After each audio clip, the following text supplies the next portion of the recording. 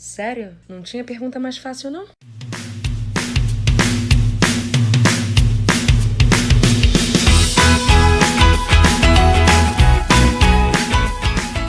Tá, eu acho que eu já tive que responder essa pergunta algumas vezes e ela sempre acaba saindo diferente, né? Porque essa é a vida. Meu namorado mesmo já me perguntou essa pergunta, tipo, como que o K-pop surgiu, Renata? E eu tive que ficar pensando em como organizar a linha do tempo e responder isso certinho. Porque é um pouco complicado estabelecer ali um momento. Tipo, a música coreana já existe, obviamente, há anos. Só que a música pop coreana, como a gente conhece hoje em dia, ela, de fato, acabou sendo originada em um momento específico. Tudo começou quando 3 meninos se reuniram e montaram um grupo. Ele ficou conhecido como o primeiro grupo de K-pop, o K-pop como nós conhecemos, o Seo Taiji and the Boys. Esse grupo era formado por 3 meninos, o Seo Taiji, e os boys tinham nome, o Lee Juno e o Young Hyun-soo. E eu vou falar depois sobre esses meninos, individualmente, rapidinho, só pra vocês entenderem quem essas pessoas são. Eles 3, eles experimentavam muito, eles decidiram fazer uma música experimental e pegaram um pouquinho do pop americano, misturaram com o conceito da música japonesa que eles tinham influência na época, inseriram hip hop, metal, eles fizeram várias brincadeiras. E com essas brincadeiras, eles acabaram criando uma música, um estilo que conquistou os jovens na Coreia. E nada como conquistar jovens, não. Porque eles eventualmente vão acabar fazendo dinheiro, vão acabar fazendo com que a família gaste dinheiro pra comprar coisas pra eles. Obviamente, eles venderam milhares, sério, milhões de álbuns, porque naquela época era muito mais fácil vender álbuns do que hoje em dia. Eles, além de mexer com música experimental, porque eu digo que o K-pop, no geral, o K-pop que a gente conhece hoje em dia também, esse da nova geração e afins, é meio experimental, porque um grupo nunca fica preso a um estilo só. Ele sempre flerta com várias pegadas, tipo, às vezes tem um R&B, um rock, aí mexe um pouquinho com um estilo pop mais dos anos 70, 80, coloca um synth.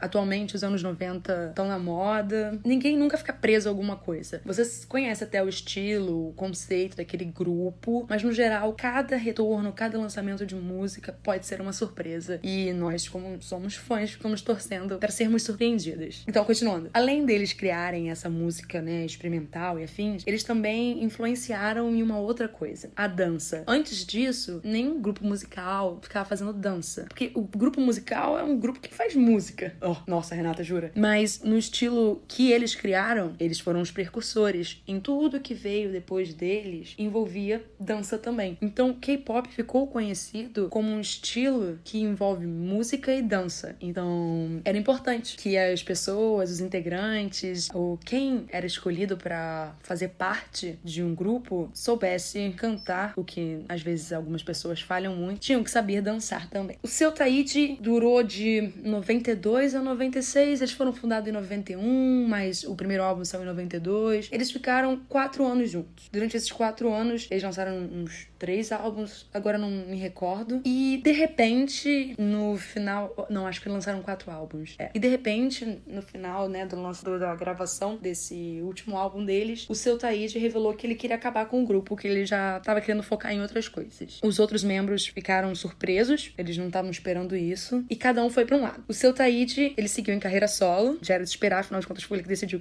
terminar com o grupo. O Lee Juno, ele fundou uma agência bem pequena, e o Young Hyun-soo, que todo mundo conhece como Papa YG. Ele fundou a YG Entertainment assim que ele saiu do grupo. A primeira geração, ela foi formada por alguns grupos bem específicos e que manteram um estilo bem específico. Aí você pensa, não, a Papa YG fundou a empresa e essa foi a primeira empresa de K-pop? Não, como eu disse, é meio nebuloso, turbulento por ali, mas, na verdade, existia uma outra empresa em 1989 de música, acho que ela se chamava SM Studio, e ela foi fundada pelo Lee So-man, e em 95 ela mudou de nome, um ano antes do YG lançar a empresa dele. Essa empresa mudou de nome e virou a SM Entertainment. Muitos de vocês acho que conhecem ela. A outra empresa que todo mundo conhece, que faz parte dos Big Three, é a JYP, e ela foi fundada em 1997. Mas o tio JYP estava na carreira solo dele em 1994, antes de fundar a empresa. Então, essa primeira geração, que é formada pelo Hot, God, Shinhwa, SNS, Turbo... Gente, eu amo Turbo, pra falar a verdade. verdade, Kim Jong-kook é maravilhoso. Eles tiveram o papel de fundar o estilo musical que a gente tanto gosta. A segunda geração foi quando... eu esqueci de falar de uma outra coisa. A DSP Media era uma agência que também foi fundada em 1991, bem antes das outras. Só que ela foi perdendo valor ao longo dos anos e a gente hoje em dia só conhece ela como a empresa do card. Mas ela já foi muito grande. Ela foi a empresa que fundou Setskis, o Finkel, o SS501 e o...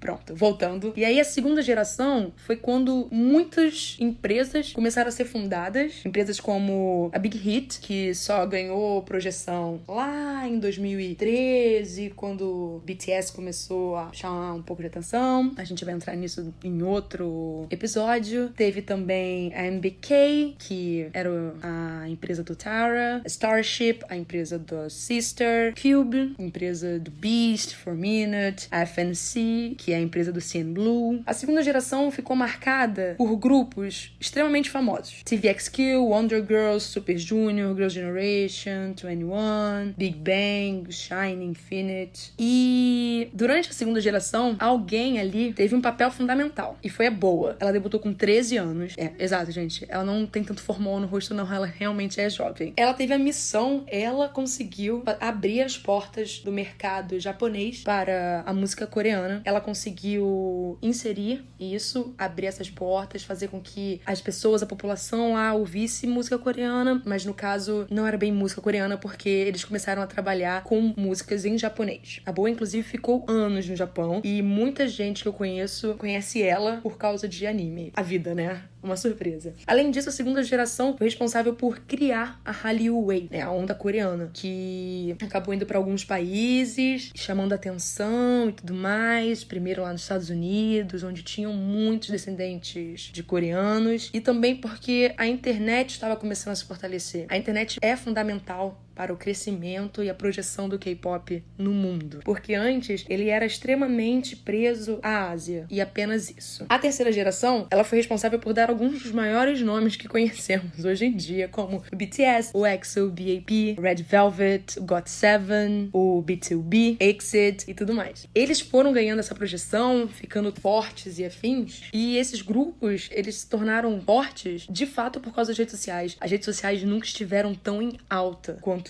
no momento que eles estrearam. E o acesso às informações era muito mais rápido, muito mais fácil. O YouTube, então, bombou. E então a gente começa uma outra história. Agora, atualmente, a gente tá vivendo, eu acho, né? Porque algumas pessoas dividem, já dizem que já estamos na 5ª geração. Eu acho que a gente ainda tá na 4ª geração. É porque tudo tá acontecendo tão rápido. Pra mim, a 4ª geração é o Blackpink, é o Twice, é o iKON, é o Monster X, é o Seventeen, Oh My Girl. E é complicado, porque eu não sou a senhora da razão. Eu só tô dando, minha opinião em relação ao assunto, óbvio. Mas vai ter gente que vai discordar. Mas é porque as mudanças estão acontecendo muito rapidamente no K-pop. O gênero tá crescendo tanto, tá se expandindo tanto, as pessoas estão mais abertas a escutar música coreana, que eu acho que cada vez mais o gênero vai crescendo. E aí, com isso, cada vez mais, com as novas gerações também, não de K-pop, mas gerações de seres humanos, o K-pop vai crescendo. Porque o acesso a tudo que a gente precisa, os vídeos, as notícias, traduções, tudo acontece muito mais rápido e não tem tanto problema quanto antigamente. Antigamente, gente, desculpa, eu acompanhei o começo da segunda geração, assim, com a Boa. E era muito difícil conseguir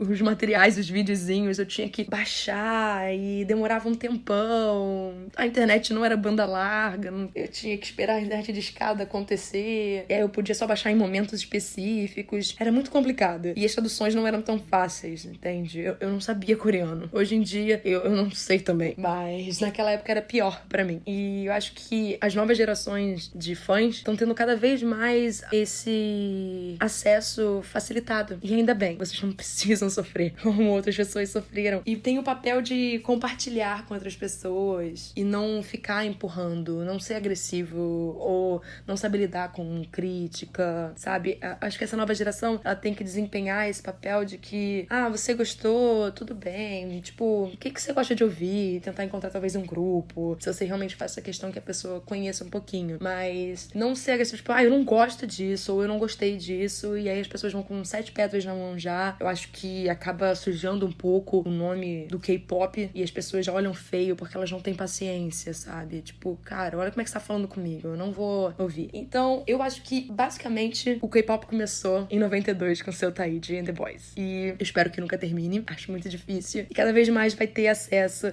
ao mercado internacional. Cada vez mais tem mais fãs. E fãs dão dinheiro. Compram mercadoria, pagam shows. Algumas coisas são mais difíceis, dependendo de onde a gente é. Eu sei que quando grupos de K-pop, eles anunciam uma turnê mundial, isso significa apenas Coreia, Japão, Tailândia, China. Às vezes, tudo depende do que tá acontecendo na China, na hora. Estados Unidos, os 2 países da Europa, quem sabe o México e o Peru ou o Chile tem mais chances do que a gente. É complicado, mas é torcer pra que a gente chame atenção e que as produtoras consigam negociar tranquilamente a vinda de ídolos pra cá, pra saciar a gente. Bem, basicamente é isso. Eu não acho que tem por que ficar prolongando. Acho que eu já enrolei até demais. E tal, qualquer dúvida que vocês tiverem é só mandar nas redes sociais que eu respondo. Não tem problema algum. Beijão, gente. Tchau, tchau.